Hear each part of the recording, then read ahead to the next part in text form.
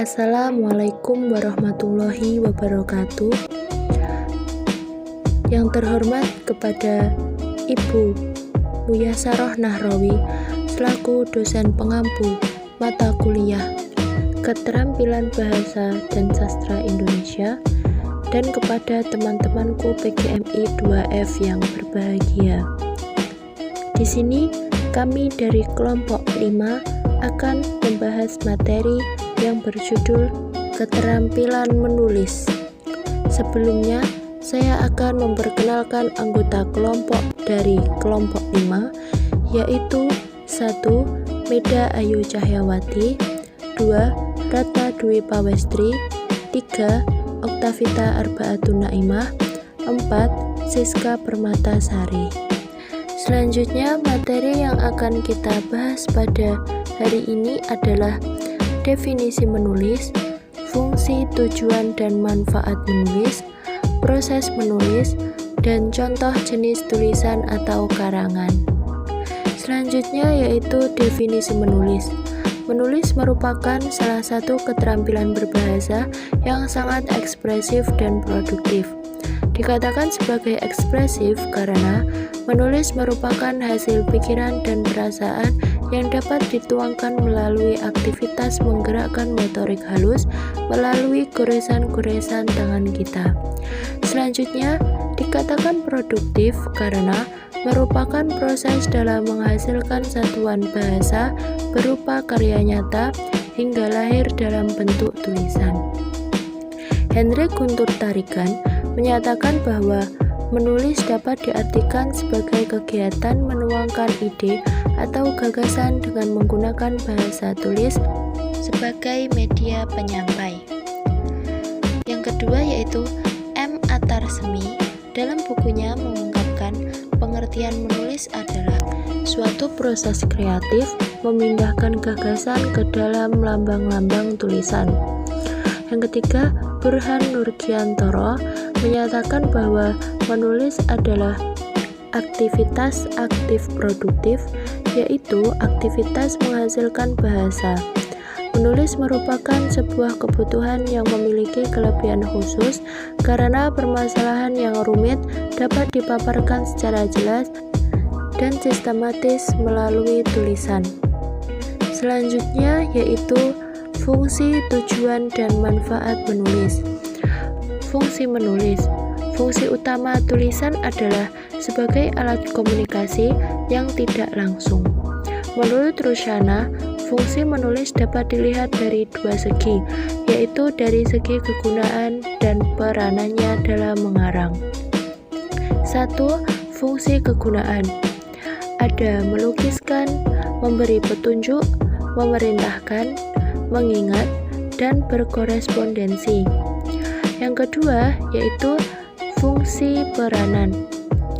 Fungsi peranan ada 4, yaitu ada fungsi penataan, fungsi pengawetan, fungsi penciptaan, dan fungsi pengawetan. Selanjutnya yaitu tujuan menulis. Rini Kristiantari mengungkapkan bahwa tujuan menulis secara umum adalah menginformasikan, meyakinkan, mengekspresikan diri, dan menghibur.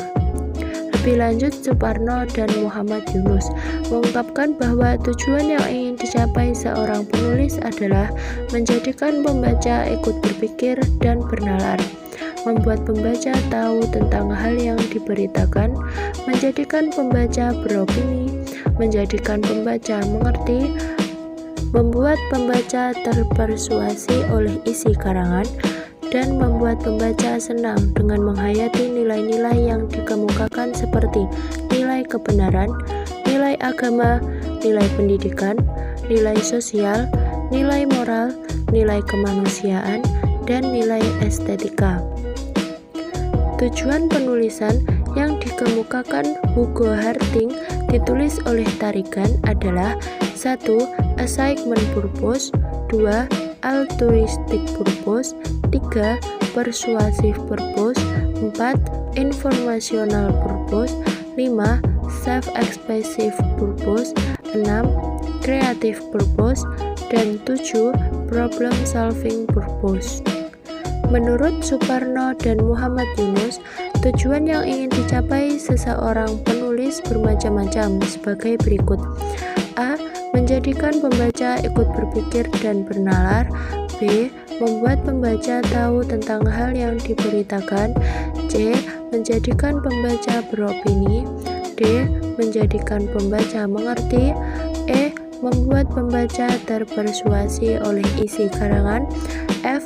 Membuat pembaca senang dengan menghayati nilai-nilai yang dikemukakan seperti nilai kebenaran, nilai agama, nilai pendidikan, nilai sosial, nilai moral, nilai kemanusiaan, dan nilai estetika. Selanjutnya yaitu manfaat menulis. Manfaat menulis dari para ahli menurut Sabarti, manfaat menulis diantaranya 1. Mengetahui kemampuan dan potensi diri serta pengetahuan kita tentang topik yang dipilihnya. Dengan mengembangkan topik itu, kita terpaksa berpikir, menggali pengetahuan dan pengalaman yang tersimpan di bawah sadar. 2. Dengan mengembangkan berbagai gagasan, kita terpaksa bernalar, menghubung-hubungkan serta membandingkan fakta-fakta yang mungkin kita tidak pernah kita lakukan kalau tidak kita menulis. Yang ketiga, melalui tulisan kita dapat menjadi peninjau dan penilai gagasan kita secara objektif. Yang keempat, lebih mudah memecahkan masalah dengan menganalisis secara tersurat dalam konteks yang lebih konkret. Dan yang kelima yaitu dengan menulis kita aktif berpikir sehingga kita dapat menjadi penemu sekaligus pemecah masalah, bukan sekedar penyadap informasi.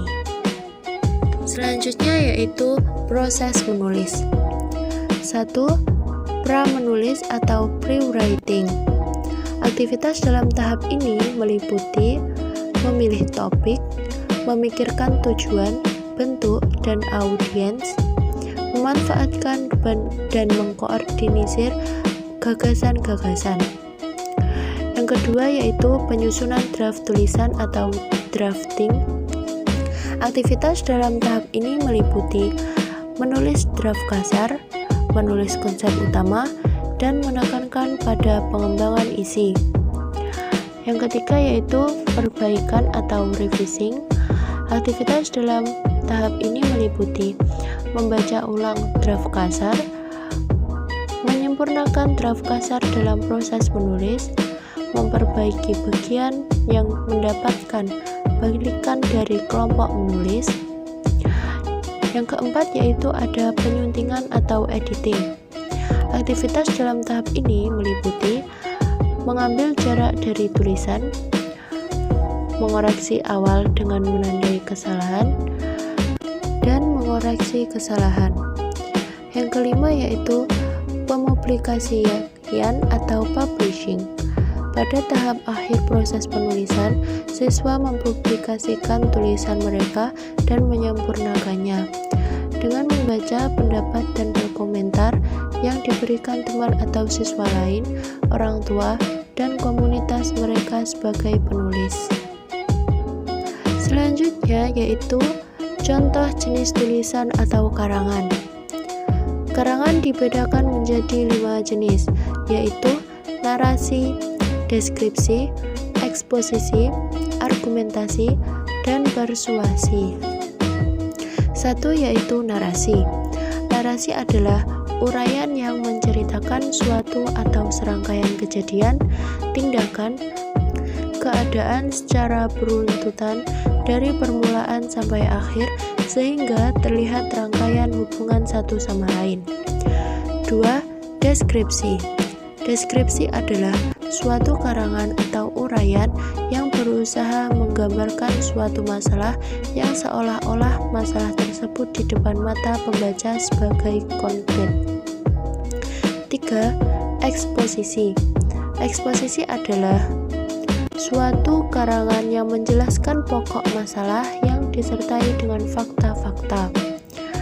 Yang keempat, argumentasi. Argumentasi adalah suatu karangan yang berisikan pendapat atau gagasan mengenai suatu hal dengan dengan pembuktian-pembuktian untuk mempengaruhi pembaca agar mengubah sikap merekan dan penyesuaian dengan sikap penulis. Dan yang kelima yaitu ada persuasi. Persuasi adalah jenis karangan yang isinya bertujuan membujuk, merayu, atau mengajak pihak pembaca agar mengikuti apa yang dikehendaki oleh pihak penulis. Sekian materi yang dapat kelompok 5 sampaikan. Apabila ada kesalahan kata, mohon maaf yang sebesar-besarnya. Wabillahi taufik wal hidayah. Wassalamualaikum warahmatullahi wabarakatuh.